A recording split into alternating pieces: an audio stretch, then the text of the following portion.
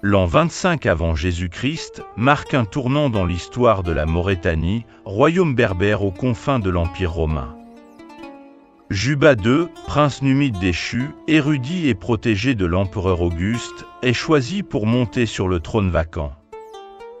Ce destin exceptionnel, qui le voit passer de captif à roi, ouvre un nouveau chapitre pour la Maurétanie, une ère de paix, de prospérité et de rayonnement culturel.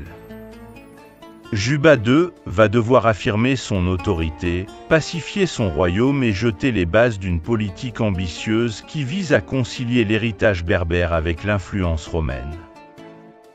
L'intronisation de Juba II comme roi de Maurétanie est le fruit d'une décision politique d'Auguste, le premier empereur romain. Ce royaume, situé à l'ouest de la Numidie, correspond approximativement à une partie du Maroc actuel et à une partie de l'Algérie occidentale. La Maurétanie, intégrée à l'Empire romain quelques années après la mort de Bocchus Ier, est une région stratégique pour Rome. Elle contrôle l'accès à l'océan Atlantique, abrite des ressources naturelles importantes et constitue une frontière avec les tribus nomades du Sahara. Cependant, la Maurétanie est aussi une région instable, marquée par des rivalités tribales et des révoltes récurrentes contre la domination romaine. Auguste, soucieux de pacifier la région et de la sécuriser, cherche un roi fidèle et capable d'imposer son autorité. Juba II, grâce à son éducation romaine, sa connaissance des coutumes berbères et sa loyauté envers Rome, apparaît comme le candidat idéal. Cependant, le nouveau roi doit faire face à de nombreux défis.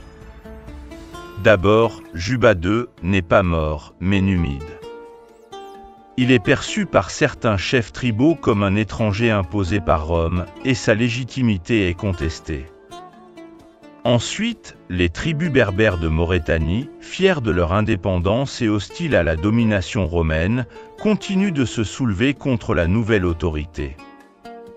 Il doit faire également face aux provinces romaines voisines de la Maurétanie, comme la Numidie et l'Africa Proconsularie, qui convoitent ses territoires et ses richesses. Enfin, il doit se défendre contre les tribus nomades du Sahara, comme les Gétules, qui lancent régulièrement des raids sur les territoires morts, pillant les villages et mettant à mal la sécurité du royaume. Juba II, conscient des défis qui l'attendent, met en œuvre une politique ambitieuse visant à pacifier son royaume, à consolider son pouvoir et à promouvoir le développement économique et culturel de la Maurétanie. Il s'appuie sur plusieurs leviers. Le premier concerne la diplomatie et les alliances.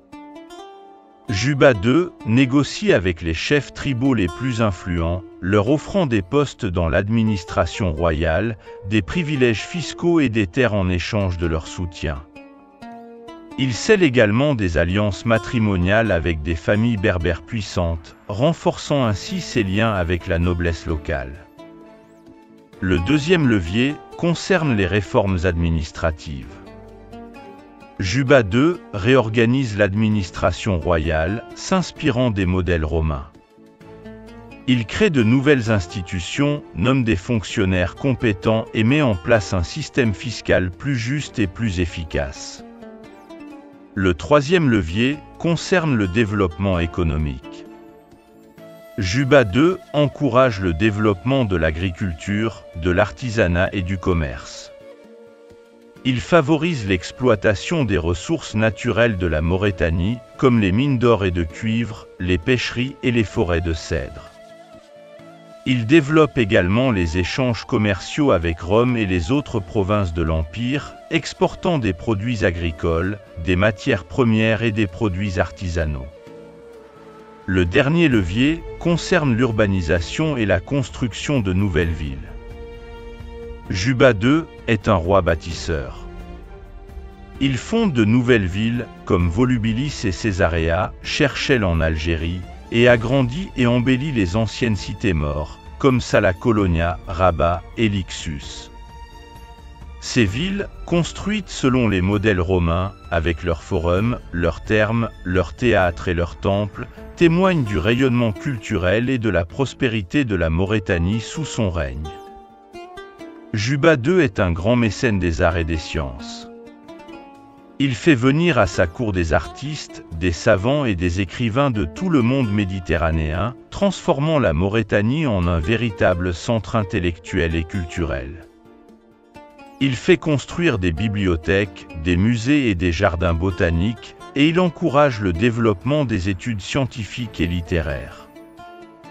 Il incarne la figure complexe d'un roi berbère romanisé. Élevé à Rome et imprégné de la culture romaine, il est néanmoins fier de ses origines numides et soucieux de préserver l'identité culturelle de son peuple.